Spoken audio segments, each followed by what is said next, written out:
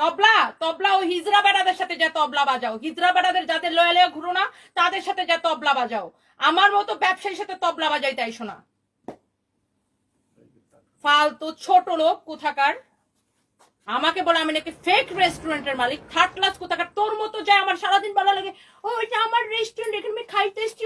মামা বাপের জন্মে খাস নাই তো খা ইচ্ছা মতো।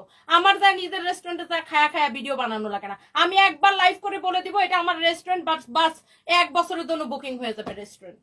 ফালতু কোনখানকার। আর নায়িকার উন্না ধরে ধরে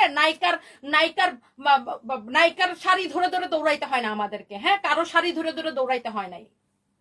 ফালতু কোনখানকার। পোস্টটা দেখে মেজাজটা এমন চড়া চড়ছে, সবাই একরকম ভাবছো। হ্যাঁ,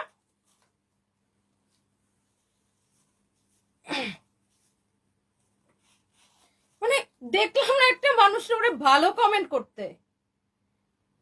ফালতু কোনখানকার। বলে আমি নাকি ফেক রেস্টুরেন্টের মালিক। আমি যদি ফেক রেস্টুরেন্টের মালিক হই, আমি যদি রেস্টুরেন্টের ফেক মালিক হই, আমি কোনোদিন সোশ্যাল মিডিয়াতে চেহারা দেখাবো না। আর আমি যদি রেস্টুরেন্টের আসল মালিক হই, ও কানে ধরে উঠবোস করবে রাস্তায়, ও আর ওর জামাই দুইটা মিল্লা। ও আমাকে যা তা ভাবছো। হ্যাঁ, তোমাদের মতো মেয়েদেরকে আমি পয়সা দিয়ে কিনে এনে লাইভ করাই, বুঝছো? করাইছি, তোমাকেও পয়সা দিয়ে কিনে আনছি।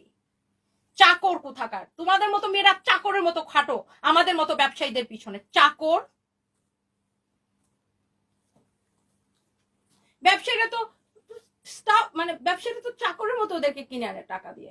আমি সরি এখন এইভাবে বলা লাগতেছে, বিকজ নিজে ফেক, সবাইরে সে ফেক মনে করে, সে